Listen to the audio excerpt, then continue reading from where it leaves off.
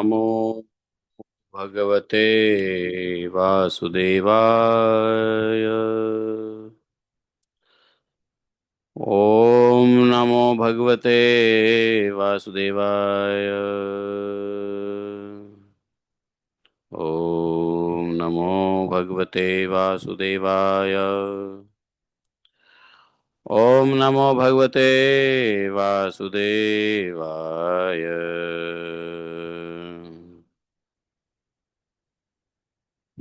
नारायणं नमस्कृत्यं नरं चैव नरोत्तमं देवीं सरस्वतीं व्यासं ततो जयामुदीरये। नष्टप्रायः स्वभद्रेषु नित्यं भागवत सेवया भगवते उत्तम श्लोके भक्तिः भवति निष्ठिकी।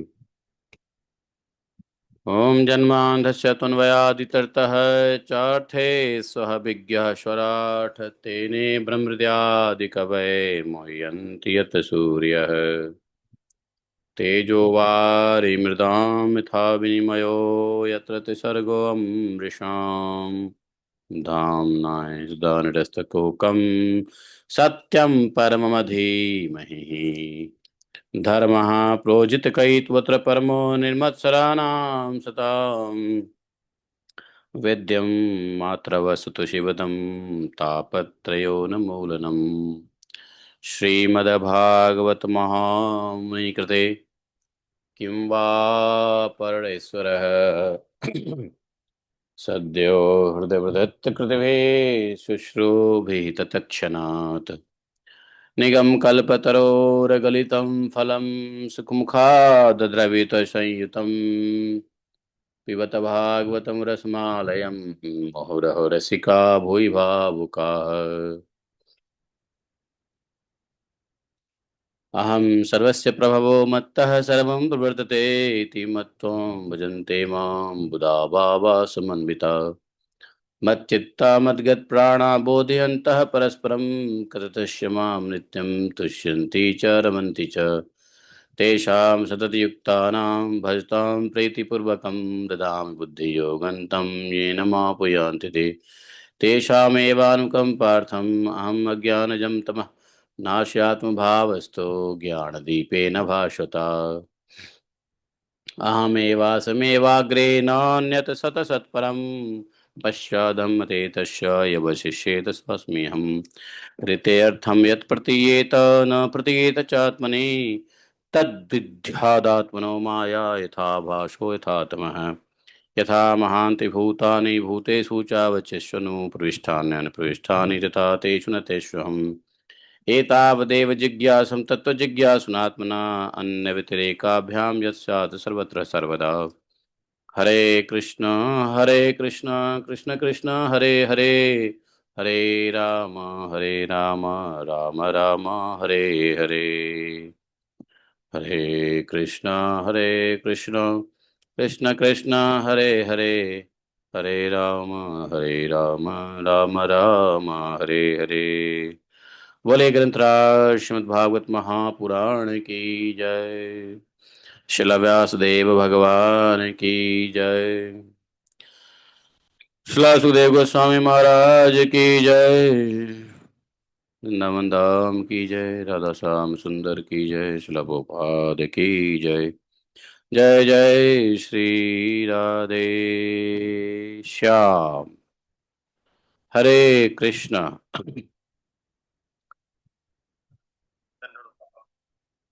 हरे कृष्णा। दंडवत दंडवत। संजय। संजय प्रभु कहाँ से? कहाँ से संजय प्रभु? अच्छा, लखनऊ। ओके। अच्छा, बहुत बढ़िया। तो आज हम लोग श्रावण के तीसरे दिन में हम लोग चल रहे हैं। कौन से दिन में चल रहे हैं? चौथा दिन? नहीं, आज श्रावण कितना बीत गया? फिफ्थ। ओहो, देख लो। आप लोग लगता नहीं जीवन कितना जल्दी भाग रहा है, हाँ? जो करना है जल्दी कर लो। आज पंचमी हो गई बाबा। श्रावण कृष्ण पक्ष श्रावण पंचमी। आज फिफ्थ डे है। एक सोमवार निकल भी गया। बचा 3 सोमवार ले दे के हैं। और आज है मंगलवार। मंगलवार के देवता को नमस्कार। तो अब हम लोग 9वें स्कंध में प्रवेश पाएंगे। ठीक है। 8वां स्कंध हम लोगों ने कर लिया। 9वें स्कंध में प्रथम अध्याय में वैवस्वत मनु के पुत्र राजा सुदुम्न की कथा होगी। समझे? उनके मनुओं के कुछ 5 5 पुत्रों के वंशों का, सुकन्या का चरित्र, नाभाग और अम्बरीश की कथा इसी में आएगा। दुर्वासा जी का ट्रिक, राजा सगर का चरित्र इसी में आएगा। भागीरथ, भगवान राम की लीलाओं का भी वर्णन इसी में आने वाला है। चंद्रवंश और सूर्यवंश के राजाओं का वर्णन भी इसमें आएगा। परशुराम जी क्षत्रियों का संहार करेंगे। भरत के वंश का वर्णन होगा। दंती देव की कथा, पांचाल, विदर्भ वंश का वर्णन, और इसी विदर्भ वंश में के साथ ही 9वां स्कंद समाप्त हो जाएगा। तो 9वां स्कंद हम लोग शुरू करते हैं। 9वां स्कंद जो है 10वां स्कंद की तैयारी है, प्रेप है, प्रिपरेशन फॉर 10th कैंटो।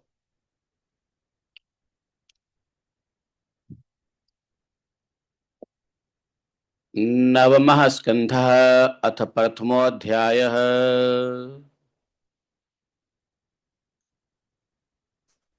राजोवाच मन्वन्तराणि सर्वाणि त्वयोक्तानि श्रुतानि मे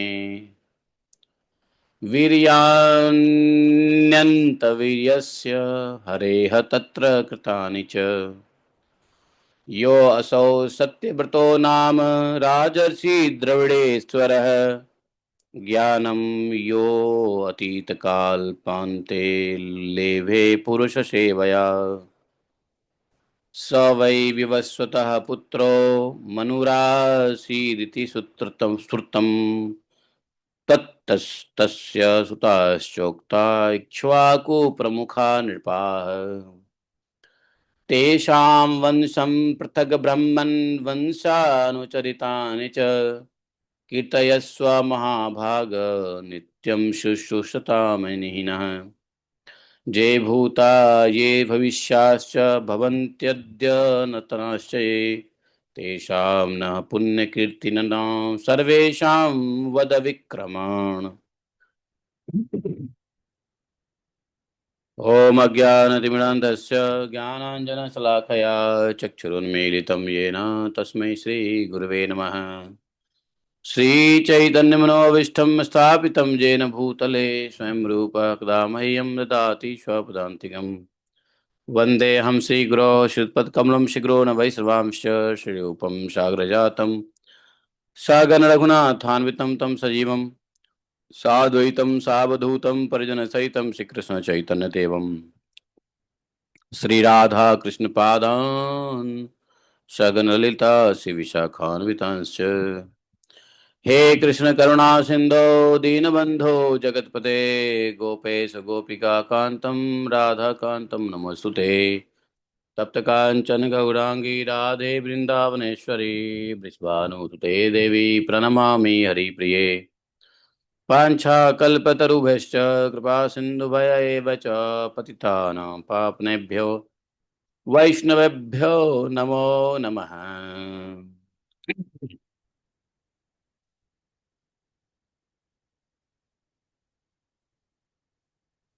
हरे कृष्ण। आवाज आ रही है सबको? नहीं आ रही है?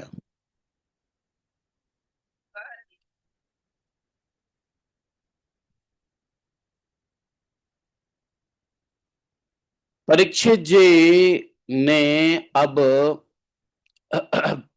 पूछा कि भगवान, आपने सभी मनमंत्रों और उसके अनंत शक्तिशाली भगवान के द्वारा किए हुए ऐश्वर्यपूर्ण चरित्रों का तो वर्णन आपने कर ही दिया है, और मैंने ठीक ठीक सुना भी है। जैसा कि आपने कहा कि पिछले कल्प अर्थात पिछले कल्प के अंत में द्रविड़ देश के स्वामी राजर्षि सत्यव्रत ने भगवान की सेवा से ज्ञान प्राप्त किया, ठीक। और वही इस कल्प में व्यवस्थित मनु हुए, ठीक। तो आपने उनके इक्ष्वाकु आदि नरपति पुत्रों का वही वर्णन किया। हम्म। हे गुरुदेव, आप अब कृपा करके उनके वंश और वंश में होने वालों का अलग अलग चरित्र वर्णन कीजिए। हे महाभाग, हमारे हृदय में सर्वदा ही कथा सुनने की उत्सुकता बनी रहती है। वैवस्वत मनु के वंश में जो हो चुके हों और वैवस्वत मनु के वंश में अभी वर्तमान में जो विद्यमान हों और इस वंश में जो आने वाले हों, उन सब पवित्र कीर्ति पुरुषों के पराक्रम का वर्णन कीजिए। हम सब सुनना चाहते हैं।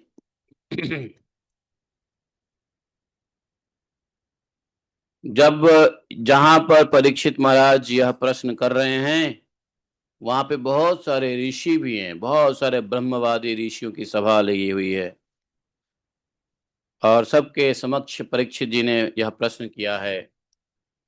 तब धर्म के परम मर्मज्ञ भगवान श्री वसुदेव जी ने कहा, ऐसा सुत जी कहते हैं। सुख जी, तो श्री सुखदेव जी ने क्या कहा? श्रूयतां मानवो वंशं प्राचुर्येण परन्तप, न शक्यते विस्तरस्तो वक्तुं वर्षशतैरपि, वक्तुं वर्षशतैरपि। बोले, परीक्षित, आप मनुवंश का वर्णन संक्षेप से सुनिए। विस्तार से तो देखो सैकड़ों वर्ष में भी वर्णन नहीं किया जा सकता है, इतना बड़ा लंबा चौड़ा वंश है। परंतु परम पुरुष परमात्मा छोटे बड़े सभी प्राणियों की आत्मा तो है ही। प्रलय के समय केवल वही रहते हैं। क्या? आत्मा, जीवात्मा नहीं। जिसको लेकर के सत्यव्रत को कहा था नाव पे चढ़ जाना, वह वह कौन? यह विश्व तथा और कुछ भी जब नहीं था, उनकी नाभि से एक स्वर्ण में कमल कोश प्रकट हुआ। तो पिछले मनवंतर में सब कुछ खत्म हुआ प्रलय का समय, और उसी में चतुर्मुख ब्रह्मा जी का आविर्भाव हुआ जब कुछ नहीं था। ब्रह्मा जी के मन से मरीचि और मरीचि के पुत्र कश्यप हुए,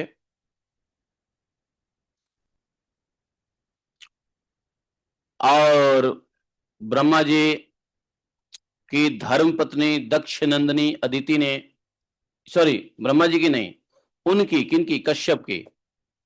कश्यप की दक्ष धर्म पत्नी कौन थी? दक्ष की पुत्री थी अदिति। अदिति से विवस्वान सूर्य का जन्म हुआ।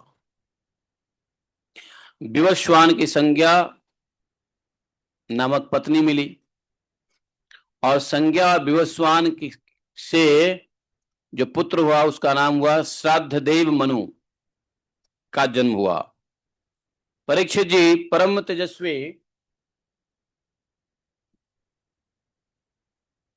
परम मनस्वी राजा श्राद्धदेव ने अपनी पत्नी श्रद्धा के गर्भ से 10 पुत्र उत्पन्न किए। समझे? 10 पुत्र का नाम इक्ष्वाकु, नृग, शर्याति, दिष्ट, धृष्ट, करुष, नरिष्यंत, प्रिशघ्र, नभग और कवि हुए। 10 पुत्र। तो वैवस्वत मनु पहले संतानहीन थे। उस समय भगवान वशिष्ठ ने उन्हें संतान प्राप्ति कराने के लिए एक यज्ञ करवाया था। उस यज्ञ का नाम था मित्रावरुण यज्ञ। और यज्ञ के आरंभ में केवल दूध पीकर रहने वाली वैवस्वत मनु की धर्म पत्नी, क्या नाम था? श्रद्धा। तो ये विवस्वान विवस्वान विवस्वान किसको कहते हैं? सूर्य। विवस्वान का जन्म हुआ था सूर्य। तो विवस्वान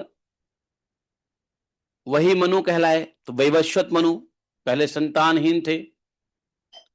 भगवान ने तो उनकी कन्या जो श्रद्धा थी, केवल यज्ञ के आरंभ शुरू होने से पहले से ही कुछ दिन से सिर्फ दूध पी के रह रही थी।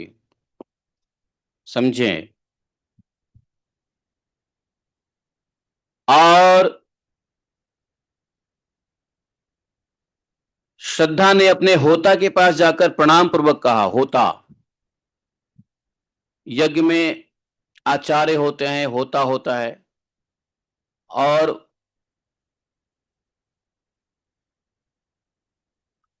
उन्होंने क्या जाके कहा? प्रणाम किया और उनसे याचना की कि मुझे कन्या ही प्राप्त हो। मुझे क्या चाहिए? कन्या ही चाहिए। यज्ञ हो रहा था पुत्र प्राप्त, संतान प्राप्ति के लिए। तो संतान में कौन सी संतान? पुत्र या पुत्री? तो पत्नी ने जाके कहा होता से कि भाई हमको, महाराज हमको तो कन्या ही चाहिए।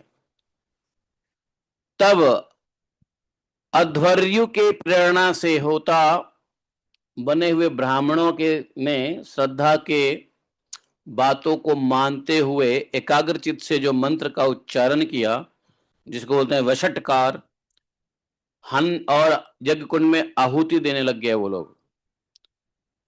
जब होता ने इस प्रकार विपरीत कर्म किया, तब यज्ञ के फलस्वरूप पुत्र के स्थान पर एक कन्या उत्पन्न हुई, इला कन्या हुई। उसे देखकर श्राद्धदेव मनु का मन कुछ विशेष प्रसन्न नहीं हुआ। पत्नी कन्या चाहती थी, पति पुत्र चाहता था। तो ब्राह्मणों ने उल्टा यज्ञ करवाया, उससे कन्या उत्पन्न हुआ। उस कन्या का नाम पड़ा इला। और इस कन्या की प्राप्ति से मनु का कुछ प्रसन्न नहीं हुए। मनु, वैवस्वत जी प्रसन्न नहीं हुए। यह देखकर श्राद्धदेव मनु का तो बोले, वशिष्ठ ने बोले, उन्होंने अपने वशिष्ठ गुरु जी से कहा, मनु ने, कि गुरुदेव आप लोग तो ब्रह्मवादी हैं, आपका कर्म इस प्रकार विपरीत फल देने वाला कैसे हो गया? हम तो पुत्र की इच्छा कर रहे थे, आपने कन्या उत्पन्न कर दिया। अरे ये तो बड़ी दुख की बात है। वैदिक कर्म का ऐसा विपरीत फल तो कभी नहीं होना चाहिए। आप लोगों का मंत्र ज्ञान तो पूर्ण है ही, इसके अतिरिक्त आप लोग जितेंद्रिय भी हो, और तपस्या के कारण आप निष्पाप हैं आप लोग। तो देवताओं में असत्य की प्राप्ति के समान आपके संकल्प का उल्टा फल कैसे हुआ? सुखदेव महाराज कहते हैं, परीक्षित, हमारे वृद्ध प्रपितामह भगवान वशिष्ठ ने उनकी यह बात सुनकर जान लिया कि होता ने विपरीत संकल्प किया है, पुत्र का उल्टा संकल्प कर दिया है। इसलिए उन्होंने वैवस्वत मनु से कहा, राजन, तुम्हारे होता के विपरीत संकल्प से ही हमारा संकल्प ठीक ठीक पूरा नहीं हुआ। फिर भी अपने तप के प्रभाव से मैं तुम्हें श्रेष्ठ पुत्र दूंगा।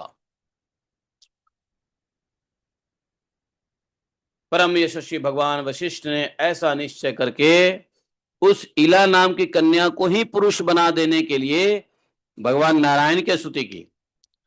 होता ब्राह्मणों ने यज्ञ में उल्टा संकल्प ले लिया तो पुत्री हुई।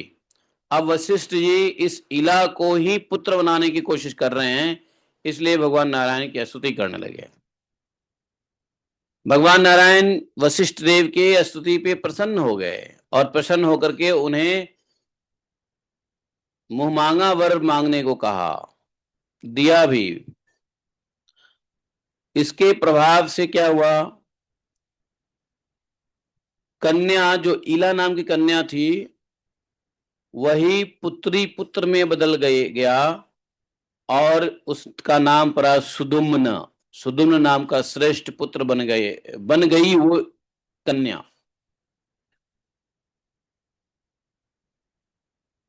सुदुम्न, वही सुदुम्न हुआ। एक बार राजा सुदुम्न अब पुत्र बना तो पुत्र वही राजा बना। तो राजा सुदुम्न शिकार खेलने के लिए सिंधु देश के घोड़े पर सवार होकर कुछ मंत्रियों के साथ वन में गए और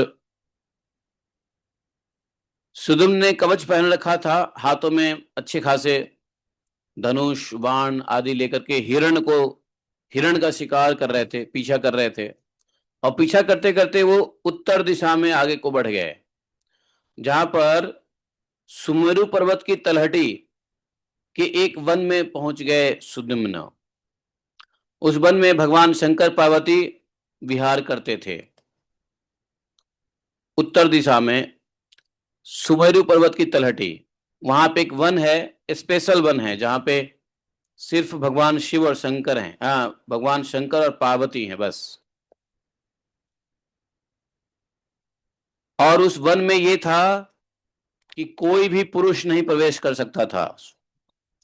स्त्री रहे तो रहे, पुरुष नहीं रह सकता था। और जो पुरुष उस वन में चला जाएगा वो स्त्री बन जाएगा। तो सुदुम्न ने क्या हुआ, जैसे ही उस वन में एंट्री किया फिर से वह स्त्री बन गया। उसने देखा ये क्या, मैं तो स्त्री हो गया हूं। घोड़ा जो था वो घोड़ी बन गया। परीक्षित जी, साथ ही उनके सब अनुचरों ने भी अपने को स्त्री रूप में देखा। राजा के पीछे पीछे जो भी जा रहे थे सैनिक सिपाही, सब स्त्री, पुरुष से स्त्री बन गया। सब एक दूसरे का मुंह देखने लगे, ये क्या हो गया, और सब उदास हो गए। राजा परीक्षित ने पूछा, महाराज कथमेवं गुणोदेश केन वा भगवन् कृतः प्रश्नमेनं समाचक्ष्वपनं कौतूहलं हीना। अरे गुरुदेव, मैं जानना चाहता हूं, मुझे बड़ा आश्चर्य हो रहा है। आप में कृपया कर मेरे एक प्रश्न का उत्तर दें कि उस वन में, उस भूखंड में ऐसा विचित्र गुण कैसे आ गया। ऐसा कैसा हो गया कि वो वन में जाने वाला पुरुष भी स्त्री हो जाएगा, ऐसा कैसे हो गया, मुझे उसका थोड़ा सा बताइए। सुखदेव जी ने कहा, परीक्षित ध्यान से सुनो, बोलो बोले बाबा शंकर भगवान की जय।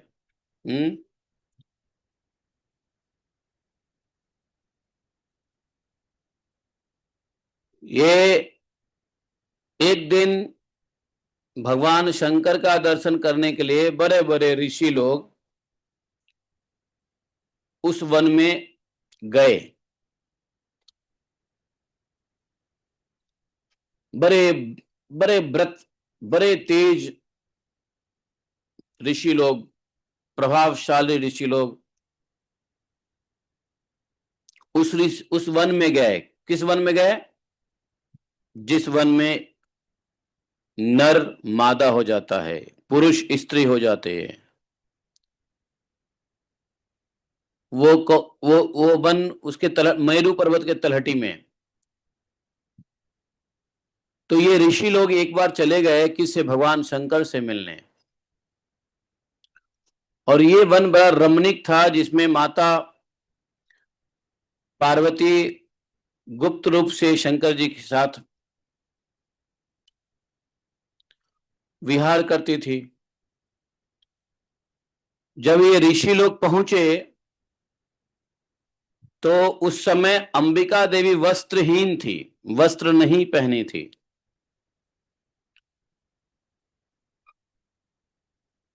ऋषियों ने सहसा आया देख वे अत्यंत लज्जित हो गए। झटपट उन्होंने भगवान शंकर की गोद से उठकर वस्त्र पहन लिया।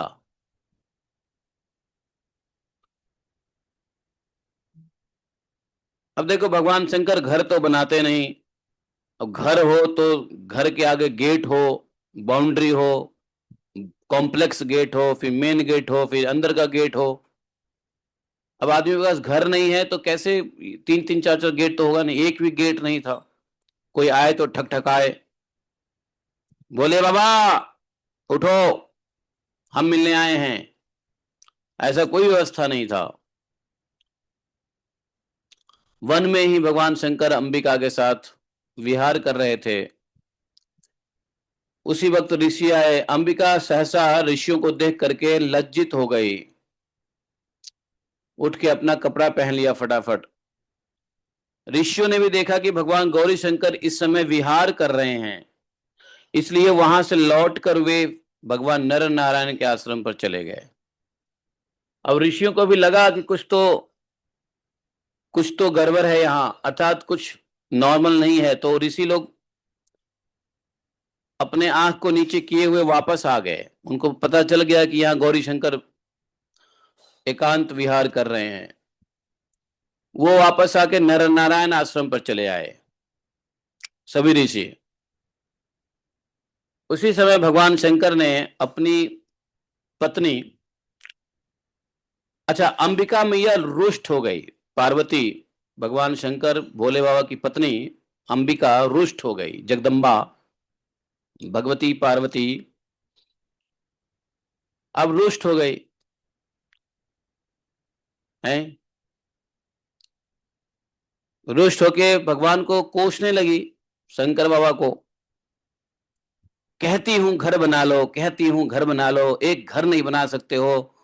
जब जब कहती हूं घर बना लो तब तक कुछ ना कुछ बहाना दे देते हो। क्या फायदा घर बनाने से है।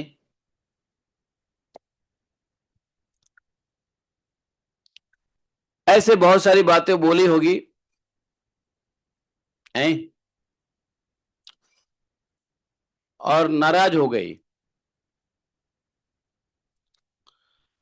अंबिका, पार्वती माता इसलिए नाराज हो गई कि देखो, ये हम लोगों के बैठने उठने का कोई एक जगह ही नहीं है जहां पे हम एकांत में बैठ सकें, कुछ बातें कर सकें। जब देखो तो कोई ऋषि मुनि मुंह उठा के चले आते हैं। दुष्ट हो गई। भगवान शंकर को लगा कि क्या करूं, कैसे मनाऊं अंबिका को। अब पत्नी रुष्ट हो जाए तो पति तो बेचारे यही सोचते हैं कि कैसे मनाऊं, कैसे मनाऊं, कैसे मनाऊं है। आजकल के पति होवे तो मनाने के लिए बहुत उपाय है। शॉपिंग करा दो, आउटिंग ले जाओ, चिकनी चुपड़ी बातें करो, उनके मन का कुछ काम कर लो। पत्नी ने कोई काम कहा है तो पेंडिंग है, उसको कर लो, खुश हो जाएगी। बहुत सारी बातें होता है। शिवजी ने भी सोचा कि इसको कैसे मनाया जाए। तो शिवजी ने सोचा कि ठीक है, एक काम करता हूं। घर द्वार तो है नहीं अपने पास, लेकिन ये नाराज अंबिका क्यों है, पार्वती नाराज क्यों है? इसलिए ना कि इसके लिए कोई गुप्त स्थान नहीं है। तो स्थान को गुप्त कर देंगे तो ये खुश हो जाएगी। तो भगवान शंकर ने कहा कि सुनो देवी, रुष्ट मत हो। अब आज के बाद से मेरे अलावा जो भी पुरुष इस जगह पर आएगा वह स्त्री हो जाएगा। जो भी पुरुष इस जगह पे आएगा वो स्त्री हो जाएगा।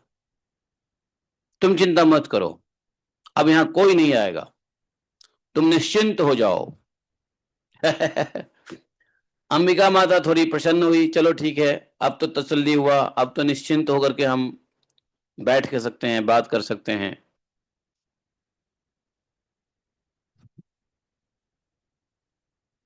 तो सुखदेव गोस्वामी ने कहा, उसी समय से उस जगह पर कोई भी व्यक्ति पुरुष यदि जाएगा तो वह स्त्री हो जाता है, वैसे जाते ही नहीं है।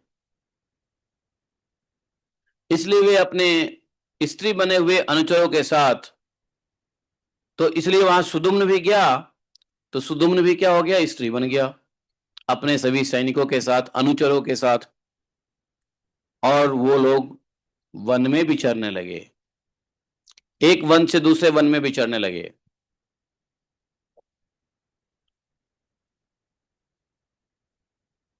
अब क्या करें, स्त्री बन गए, लौट तो सकते नहीं है वापस राजमहल में, वहीं भटकने लगे। उसी समय बुद्ध ने देखा कि मेरे आश्रम के पास ही बहुत सी स्त्रियां आई हुई हैं।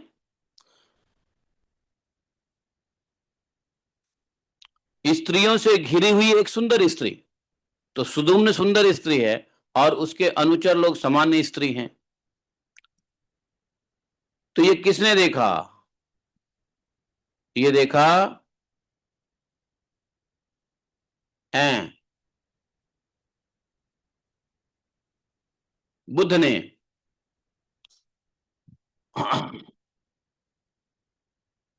उन्होंने इच्छा की कि यह सुंदर मुझे प्राप्त हो, यह सुंदरी मुझे प्राप्त हो जाए, यह स्त्री मुझे प्राप्त हो जाए। तो जो सुंदर स्त्री थी सभी स्त्रियों के बीच में, वो कौन थी, वो एक्चुअली था सुदुम्न, और बाकी लोग उसके अनुचर थे। तो बिना इस बात को जाने हुए उनको इच्छा हो गया कि यह स्त्री मुझे प्राप्त हो जाए, और वह सुंदरी स्त्री ने भी उस बुद्ध को अपना पति बनाना चाहा।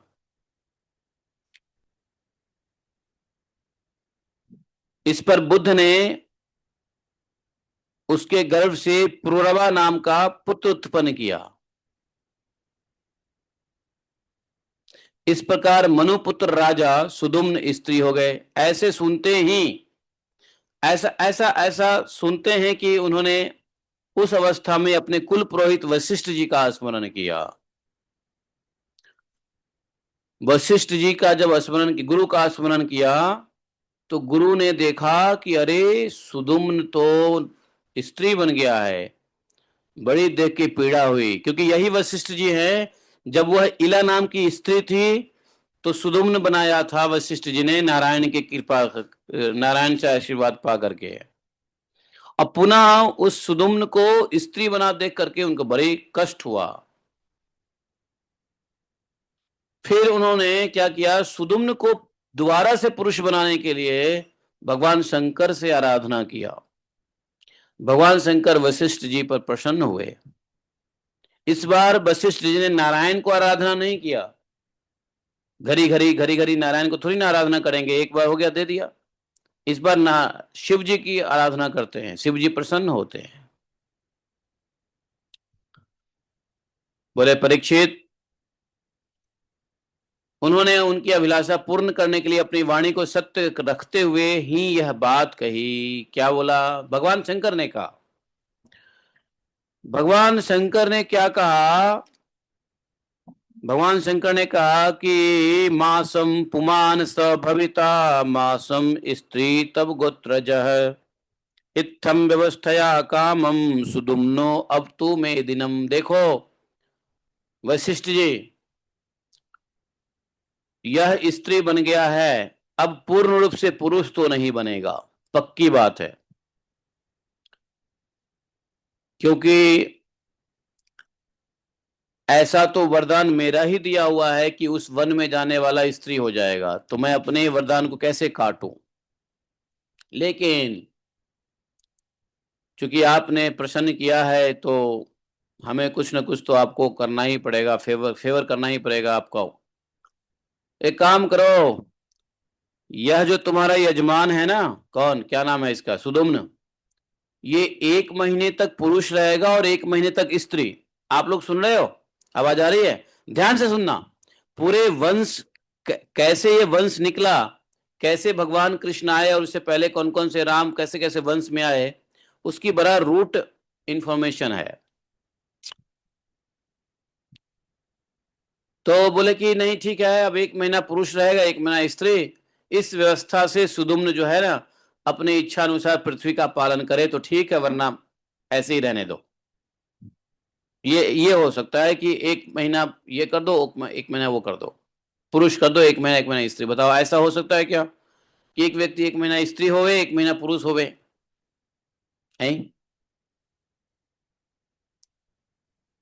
ये तो भागवत के स्टूडेंट को ही समझ में आ सकता है, वरना भागवत के स्टूडेंट नहीं है उनको तो लगेगा ये क्या नौटंकी है। ऐसा कहीं हो सकता है क्या? है, फालतू का लिख दिया नहीं। कौन भरोसा करेगा? कोई करेगा भरोसा? लेकिन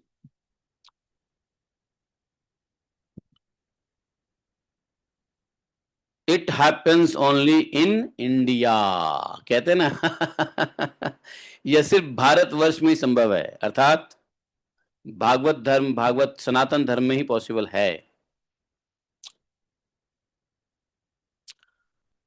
तो इस प्रकार वशिष्ठ जी के अनुग्रह से व्यवस्था पूर्वक अभिष्ट पुरुषत्व लाभ करके सुदुम्न पृथ्वी का पालन करने लगे, परंतु राजा उसका अभिनंदन नहीं करती थी। सॉरी, प्रजा, प्रजा अभिनंदन नहीं करती थी। प्रजा को अटपटा लगा, नहीं क्या मेरा राजा है, मेरा राजा 1 महीना बन जाता है स्त्री, मेरा राजा 1 महीना पुरुष बन जाता है। तो प्रजाओं को अच्छा नहीं लगा। जैसे तैसे चलो ठीक है, आगे बढ़े।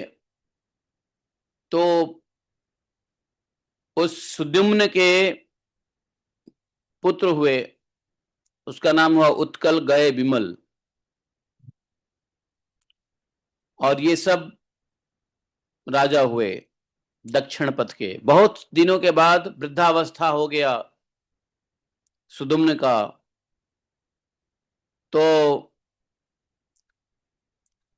उसने अपने पुत्र पुरुरवा को राज्य दे दिया और तपस्या करने के लिए स्वयं वन की यात्रा की। जब बुढ़ापा आ जाए तो घर में नहीं रहना चाहिए। देखो यहाँ भी राजा है, फिर भी घर से बाहर वन की यात्रा करने चले गए। नहीं, ये पुरानी व्यवस्था है। जब बुढ़ापा आने लगे तो घर में नहीं रहना चाहिए, घर छोड़ के कोई वन में चले जाना चाहिए, दिव्य क्षेत्र में चला जाना चाहिए।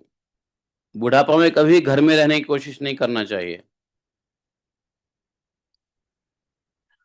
पहले ऐसी व्यवस्था होती थी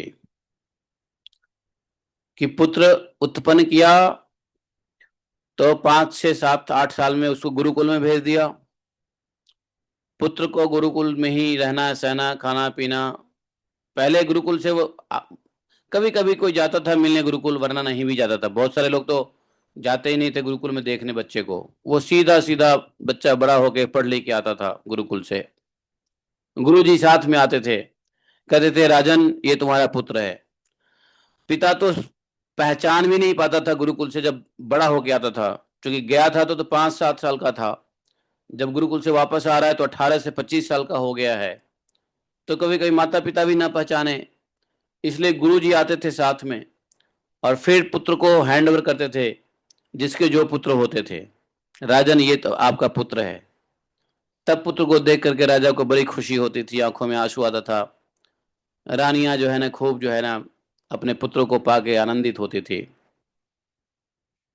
पहले ऐसे होता था, सुन के आनंद ले लो, ऐसा देखने को अब नहीं मिलेगा। और उसके बाद क्या हुआ, बच्चे आते थे तो अपना बच्चे के अनुसार जो है ना बच्चे को शादी कर देते थे माता पिता गुरुकुल से आने के बाद। तो मान लो जब स्वयं 20-25 साल के हैं तो एक बच्चा हो गया, और बच्चा 5 साल साथ में रहा, गुरुकुल चला गया, वो 20-25 साल में आया, तब तक अपनी उम्र कितनी हो गई है? तब तक बाप की उम्र कितना हो जाएगा जब तक बच्चा आएगा गुरुकुल से वापस? लगभग 50-55 हो ही जाएगा, नहीं होगा?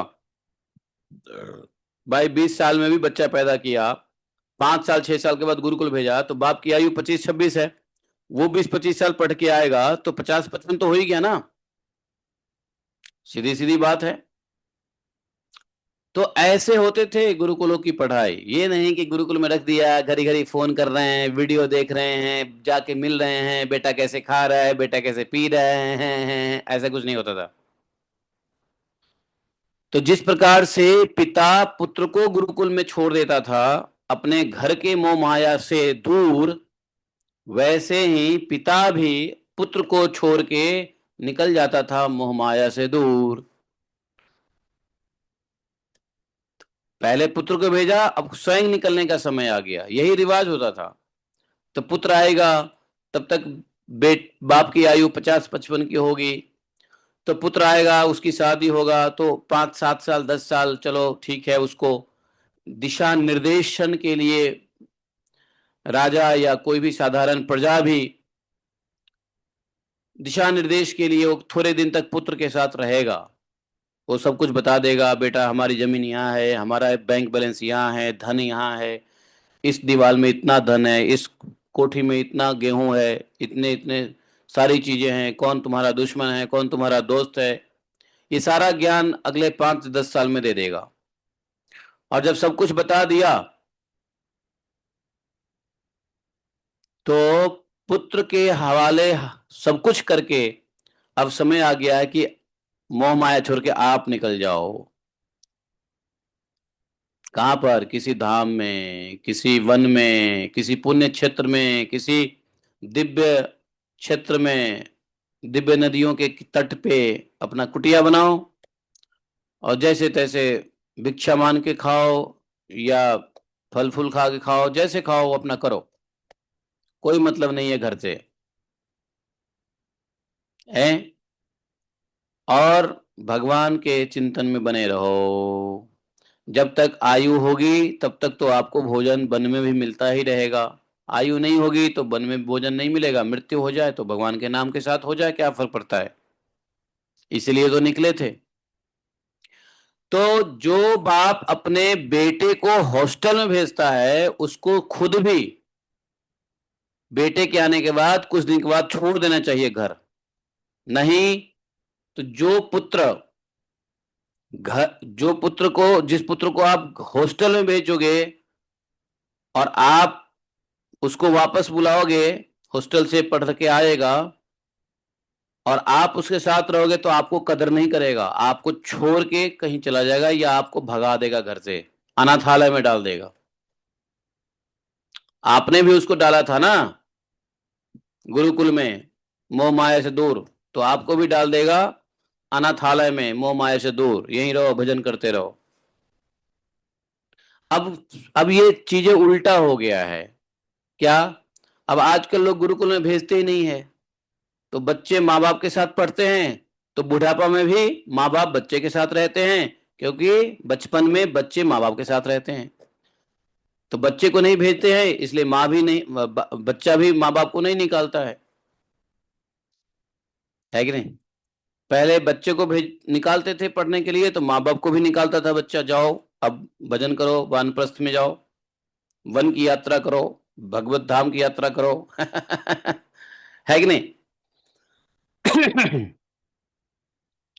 ये सारा सिनारियो उल्टा हो गया कि नहीं हो गया है? इसलिए ऐसा नहीं था, और ऐसा ही ठीक था सिस्टम, लेकिन अब उल्टा हो गया है। अब बच्चों को नहीं भेजते हैं तो खुद भी नहीं निकलते हैं, और बच्चों को यदि भेज दिया तो इज्जत नहीं करेगा, फिर आपको टिट फॉर टैट करेगा, जैसे को तैसे करेगा। हमें भेजा था ना बाहर, घर से बाहर पढ़ने के लिए, मैं भी आपको निकालूंगा। ऐसे बोल के ना करे, लेकिन उसके व्यवहार से वो निकाल देगा, वो व्यवहार से माता पिता को निकलना पड़ेगा, ऐसा हालत हो जाता है। तो आज के सिस्टम में रहो या पुराने सिस्टम में रहो, भगवान का भजन करो जैसे तैसे। ठीक है। तो इस प्रकार से सुदुम्न के जो पुत्र हुए, उत्कल गए, विमल इत्यादि थे, पुरुरवा भी, तो पुरुरवा को राज्य दे दिया और स्वयं वन में तपस्या करने चले गए। आजकल तो और बढ़िया है, वन में जाने की, वन वन के नाम पे सब जगह बिल्डिंग बन गए हैं, तो आजकल और टेंशन है ही नहीं। वन में भी आपको रूम मिलेगा, अटैच लैट बाथ, है ना, लाट साहब की तरह रहो वन में भी, है। आजकल लोगों को वन में भिक्षा मांगने की जरूरत नहीं है, वन में भटकने की जरूरत नहीं है, पेंशन आता है, तो पेंशन पे आराम से रहो वन में, है, क्या दिक्कत है। तो सारी व्यवस्था है। कुटिया बनाने की जगह आजकल फ्लैट बन रहे हैं वन में।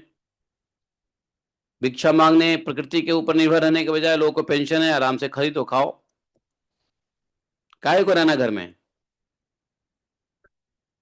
आजकल 5 स्टार फैसिलिटी है, एक एक दो दो लाख। अरे 5 स्टार, 7 स्टार, 10 स्टार, सारी फैसिलिटी है, हर जगह है। द्वारका जाओ, ऋषिकेश जाओ, हरिद्वार जाओ, चाहे ऊपर चले कर्ण प्रयाग, देव प्रयाग, रुद्र प्रयाग, पुरी जगन्नाथ, वृंदावन, मथुरा, सब जगह चले जाओ, कहीं भी, काशी विश्वनाथ, वाराणसी, गया, बोध गया, कहीं भी चले जाओ, हर जगह 5 स्टार फैसिलिटी, 7 स्टार फैसिलिटी है।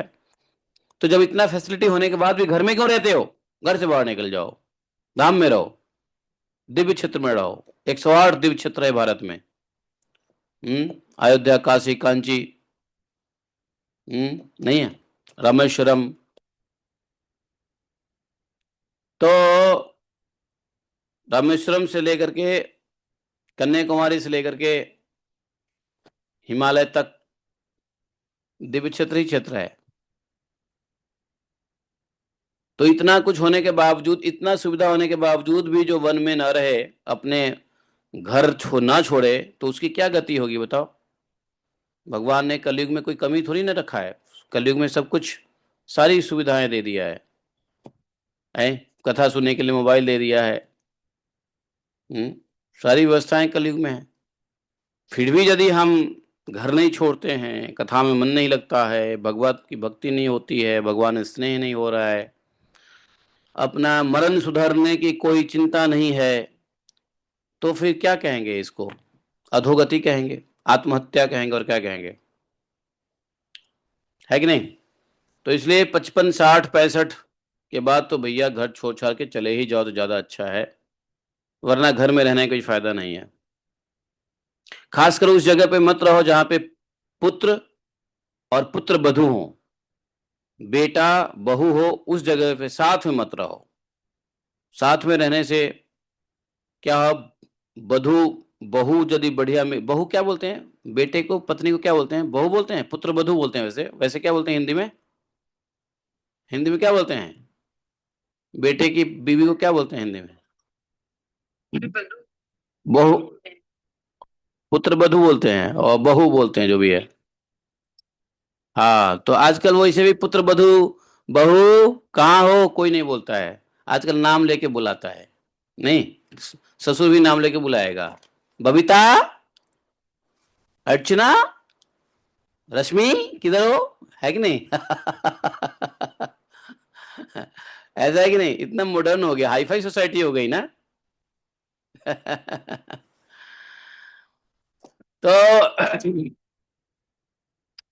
बधू तो आपके खानदान की नहीं है, बहू आपके खानदान की नहीं है, दूसरे खानदान से आई है, आपका बेटा ही आपके खानदान के है। तो जिस घर में अगर बहू पुत्र पुत्र बधू के साथ रहोगे, तो उस वह घर आधा आपका है और आधा वो बहू का है, जो बहू किसी और खानदान से आई है। तो आपका वहां पे 100% कुछ दाल नहीं गलेगा, वहां बहू का भी दाल गलाना पड़ेगा, 50-50 हो जाता है फिर।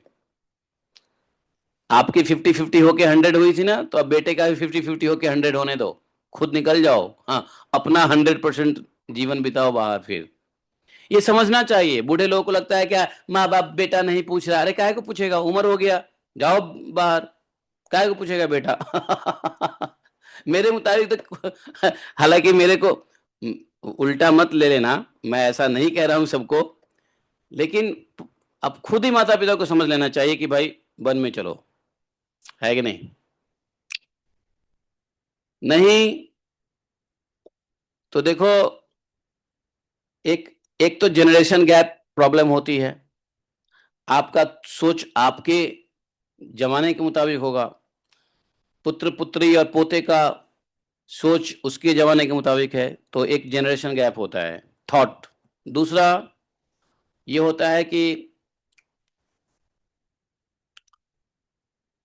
कितना भी आपने अपने बेटे को अपने परिवार के कल्चर में दिया है, लेकिन आपकी बहू जो आई है वो दूसरे परिवार के कल्चर से आई है, तो कितना भी प्लास्टिक स्माइल करके वो आपको सेवा करेगी ना, लेकिन कहीं ना कहीं सेवा करते करते करते करते वो आप बुरा मान जाओगे, बुरा मान जाएगी, कुछ वो बोल देगी, कुछ आप बोल दोगे, मतलब ऐसा होता रहता है।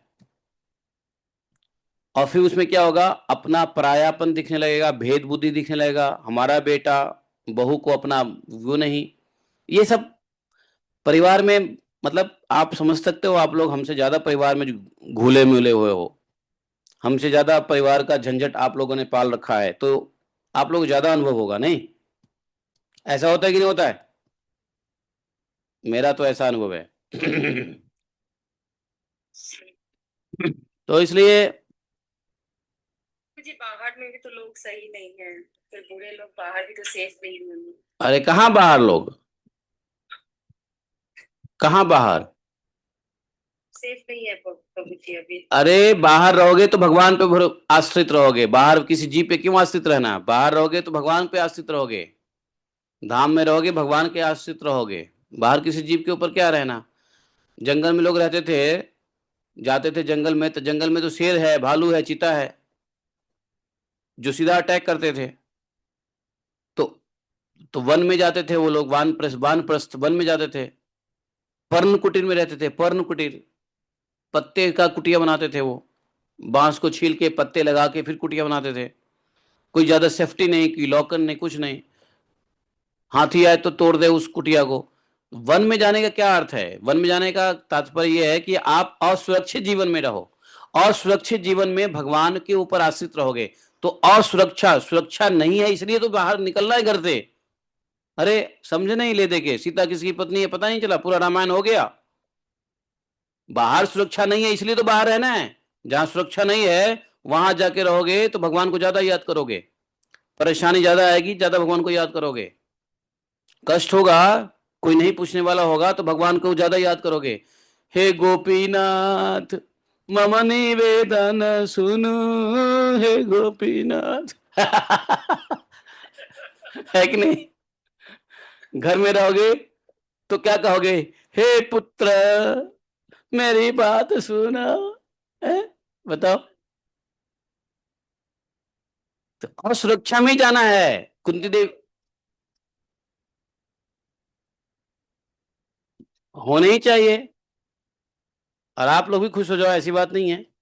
तो कहने का मतलब यह है कि फर्क पड़ता है तो अब एक साथ में दो आदमी बोलेंगे, फर्क पड़ता है, तो हम जब भगवान को सब लोग तो कहीं भी चले जाए, हमें डरने की जरूरत नहीं है कहीं भी। मैंने कुछ समझा नहीं, दो दो बार बोल रही, मुझे कुछ समझ में नहीं आया, दो दो लोगों ने बोल दिया। कह रहे जी भगवान को जब हमने सरेंडर कर दिया, चाहे हम जंगल में जाए चाहे महल में जाए कहीं भी जाए, चाहे हमें सुख मिले दुख मिले, तो हमारे घबराने की जरूरत ही नहीं है, वो अपने आप करेंगे जब हमने सरेंडर कर दिया तो। सरेंडर कैसे किया? सरेंडर नहीं होता है, अपने घर में रह के सरेंडर नहीं होता है, एक्चुअली सरेंडर तो होता है कष्ट में, सरेंडर होता है विपत्ति में, सरेंडर होता है एकांत में, सरेंडर होता है बीमारी में, सरेंडर होता है दुख आता है तो सरेंडर होता है। शरणागति जो होती है ना, वो वो होता है अकिंचन भाव में, जब आपके पास कुछ नहीं होगा, किसी की आस नहीं होगी, सबसे निराश हो गए, तो अकिंचन भाव आता है, तब भगवान की शरणागति होती है। अभी तो क्या है, महल में रहते हुए भगवान की शरणागति थोड़ी ना होती है। राजा अगर राजा क्यों निकलता महल महल छोड़ के? अगर महल में ही शरणागति होती तो नहीं होता है शरणागति महल में, घर में शरणागति हो ही नहीं सकता है, आपको घर से बाहर निकलना पड़ेगा।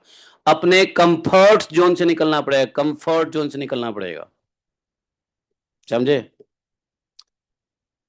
और विपत्ति को दोस्त बनाना पड़ेगा।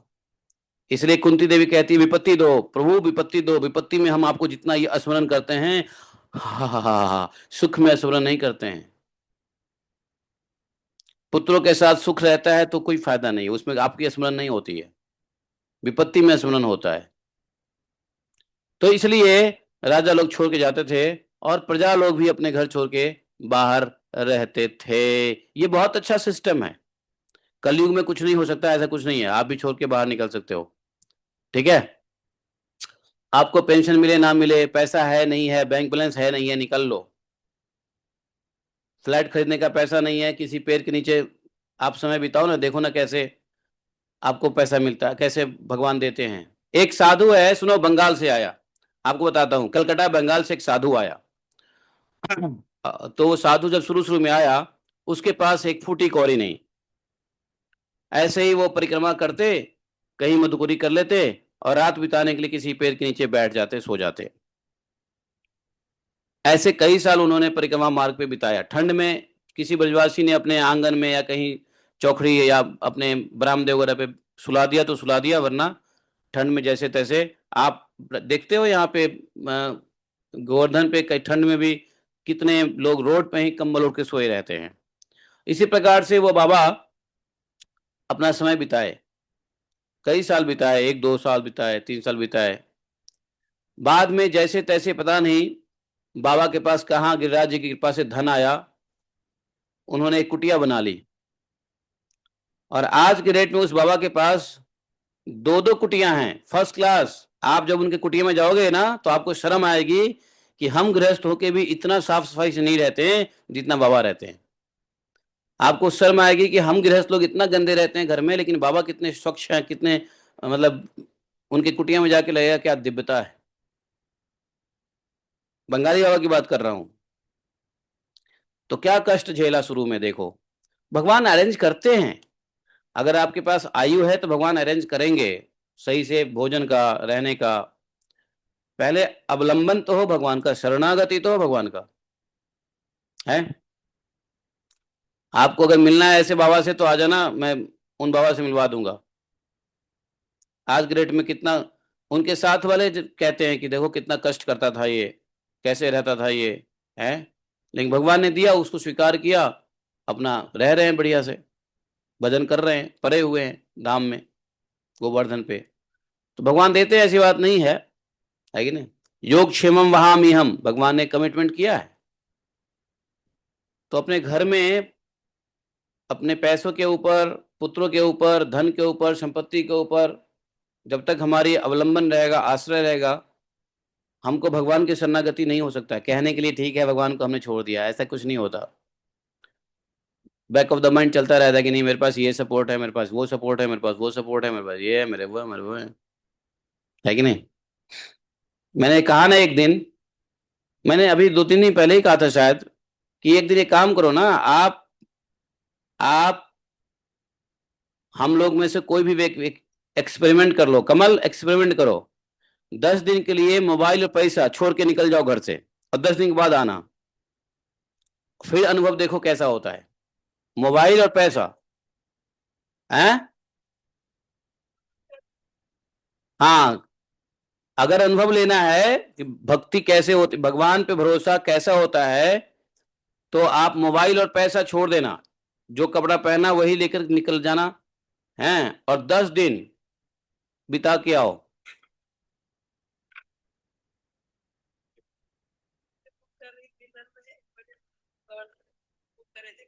एक बाबा बिल्कुल झुके हुए थे और मैंने 100 रुपए ऐसे चढ़ाए, हवा बहुत तेज थी। तो मैंने कहा बाबा ये उठा के मैंने उनके पास गया, उन्होंने कहा नहीं माँ, माता जी ये, मैंने कहा ये आप संभाल लो। कह रहे इसके लिए आपको चिंता करने की जरूरत नहीं है। ये मेरे को इतना वो लगा कि ये कितने विरक्त है बाबा, देखो। तो ये विरक्त आपको लगता है, लेकिन उनकी विरक्ति भगवान के ऊपर आश्रित होने की विरक्ति है। भगवान के ऊपर आश्रित होने की, भगवान के ऊपर आश्रित तब पता चलेगा कि वास्तव में मोबाइल और मनी के बिना जब आप घूमते रहो, जहां भोजन मिले खाओ, नहीं मिले तो प्रभु के गुण गाओ, तब पता चलता है। और हाँ, दो चीज तो है, मोबाइल और मनी छोड़ दो, तीसरा चीज एक और काम करना, जान पहचान वाले जगह पे मत जाना। ऐसी जगह पे जाओ जहां बिना जान पहचान के हो। बस ये तीसरा, ये भी कंडीशन है। तब पता चल जाएगा भगवान की भक्ति, भगवान का स्मरण कितना तीव्र होता है। फिर जब वापस घर में आओगे तो आपको लगेगा हे भगवान, उस समय भगवान की स्मरण ज्यादा अच्छे से होता था, अब नहीं हो रहा है। तब पता चलेगा कि सरेंडर, शरणागति किधर ज्यादा है, इधर है या उधर है। सही कह रहे हैं, शरणागति है नहीं हमारे अंदर।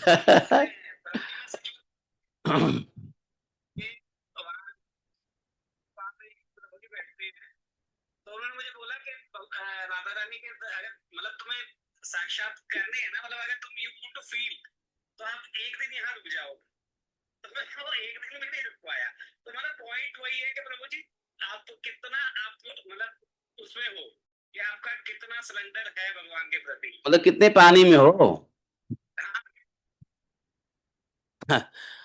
और उस समय जो कुछ भी हेल्प आपको मिलेगा ना, ऐसी स्थिति में जो कुछ भी हेल्प मिलेगा, आपको पता चलेगा कि ये भगवान ही भेज रहे हैं।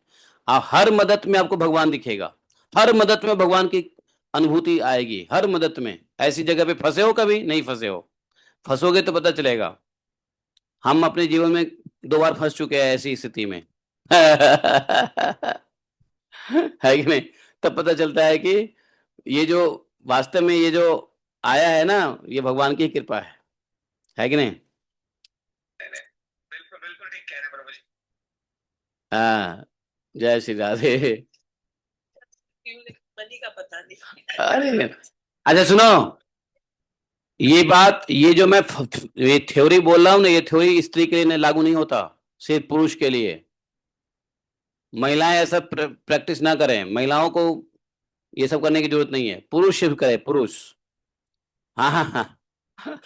क्योंकि महिलाएं इसलिए ना करें कि महिलाओं को तो घर में ही इतनी विपत्ति रहती है, तो बाहर जाके क्या होगा।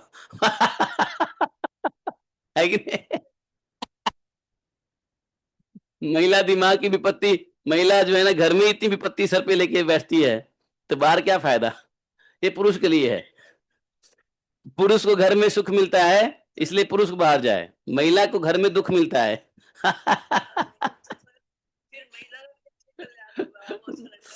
महिला का कल्याण नारद जी करेंगे, महिला का कल्याण भगवान करेंगे, भगवान जाने। महिलाओं के कल्याण के लिए तो भगवान जाने, हम नहीं जानते। तो इसलिए कह रहा हूं मैं कि महिला को ज्यादा बाहर दुख लेने की जरूरत नहीं है। वो घर में रह के इतना दुखी रहती है ना, कि बाहर दुख लेके वो तो जिंदा ही नहीं जाएगी। इसलिए पुरुष करें, ऐसा करना हो तो पुरुष करें। हैं? क्यों नहीं होती है, भक्ति मार्ग में ही मुक्ति है, बस भगवान के भक्ति में ही सिर्फ मुक्ति है स्त्री को भी, और किसी मार्ग में नहीं है। पुरुष तो और भी कई मार्ग में मुक्ति पा सकते हैं, लेकिन स्त्री को और कोई मार्ग नहीं है कलयुग में, सिर्फ भक्ति। भगवान के डायरेक्ट, भगवान की भक्ति, नारायण कृष्ण राम की भक्ति से ही वो हो। और बहुत सारे माताएं हुई हैं, बहुत, देखो मीराबाई तो चलो ठीक है, वो तो बहुत बड़ी बात है, लेकिन उसके बाद करमेती बाई हुई हैं, कावेरी बाई हुई हैं, और भी बहुत सारे भक्तिन हुए हैं जो भगवान को प्राप्त किया है, ऐसी बात नहीं है। तो मुक्ति है, क्यों नहीं है। भगवान कह रहे हैं ना कि भाई चंडाल को है, अंत्यज को है, शूद्र को है, स्त्री को है, तो मुक्ति क्यों नहीं है। लेकिन भक्ति में है, बस भगवान के शरणागति में है बस।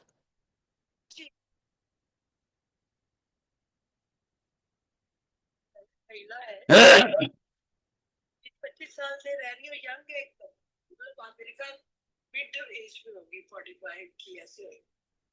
अलग कमल माता जी, माता जी। हाँ, तो प्रभु जी को मतलब ये उसका गेवर वर प्रभु जी सच्चा दिसती, मतलब मैं गेवर उनमें तो 500 महिलाएं, माताएं रहती है उधर रमेश बाबा जी के बिल्डिंग में। तो ठीक है, इसके बाद क्या हुआ। अब ये जो इनके पुत्र हुए, उसको राजा बना दिया। क्या नाम था उसका, पुरुरवा, है कि नहीं। और खुद तपस्या करने चले गए। उसके बाद जो है उसके बाद की कहानी, वैसे बहुत छोटा छोटा चैप्टर है, लेकिन आज हमको जाना है थोड़ा मथुरा। मेरी गाड़ी की सर्विसिंग है, तो मुझे मथुरा जाना पड़ेगा जल्दी, अपॉइंटमेंट है। तो मैं सोचता हूँ कि आज हम यहीं पे कर लेते हैं, और कल से पुनः फटाफट आगे करेंगे। तो ये वंश जो है, फिर पुरवरवा का वंश आगे चलेगा। पुरवरवा के वंश के अंदर में ही च्यवन सुकन्या का चरित्र आएगा, राजा सरयाति का वंश चलेगा। तो ये सब वंश चलते चलते चलते चलते पहले सूर्य वंश की बात हो रही है। कौन? ये सूर्य वंश चल रहा है। क्या चल रहा है? ये सूर्य वंश चालू है। इसी वंश में भगवान राम आएंगे बाबा। ये विवस्वान कौन है? सूर्य है ना। विवस्वान के ही पुत्र हुए ना वो। कौन? सुदुम्न। उसके पुत्र हुए पुरुरवा। अब पुरुरवा के पुत्र होंगे सरयाति। तो इस प्रकार से वंश चल रहा है। तो कौन से वंश चालू हो गया? सूर्य वंश। और इसी वंश में भगवान राम आएंगे। राम आएंगे, राम आएंगे। और फिर जब जब ये सूर्य वंश का वर्णन खत्म होगा, तब चंद्र वंश का वर्णन करेंगे। देखिए, ठीक है। चंद्र वंश में फिर भगवान कृष्ण आएंगे, और कृष्ण लीला दसम स्कंध में शुरू हो जाएगा। समझे कि नहीं समझे? बोलिए ग्रंथराज श्रीमद् भागवतम की जय। एकम शास्त्रम देव की पुत्र गीतम, एको देवो देव की पुत्र एव, एकम मंत्र शतश्नमानि कमापि तस्य देवस्य सेवा। तमेव माता च पिता तमेव, तमेव बंधुश्च सखा तमेव, तमेव विद्या द्रविणं तमेव, तमेव मम सर्वदेव देवः। कृष्णाय वासुदेवाय हरे परमात्मने प्रतिक्लेशनाशाय गोविंदाय नमो नमः। हे कृष्ण करुणा सिंधु दीनबंधु जगतपते, गोपेश गोपिका कांतम राधा कांतम नमोस्तुते। तप्त कांचन गौरांगी राधे वृंदावनेश्वरी, वृषभानुसुते देवी प्रणमामि हरिप्रिये। वाञ्छाकल्पतरुभ्यश्च कृपा सिन्धुभैव च पतितानां पापनेभ्यो वैष्णवेभ्यो नमो नमः। जय श्री कृष्ण चैतन्य प्रभु नित्यानंद, श्री अद्वैत गदाधर श्रीवासादि गौरभक्तवृंद। हरे कृष्ण कृष्ण कृष्ण हरे हरे, हरे राम राम राम हरे हरे। जयति अधिकं जन्मना व्रज, शयत इंदिरा शाश्वतत्र हि।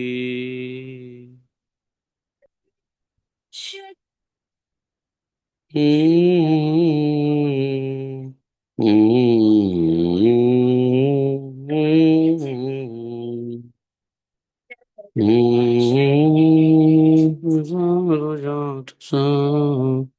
सरसिजोदर श्री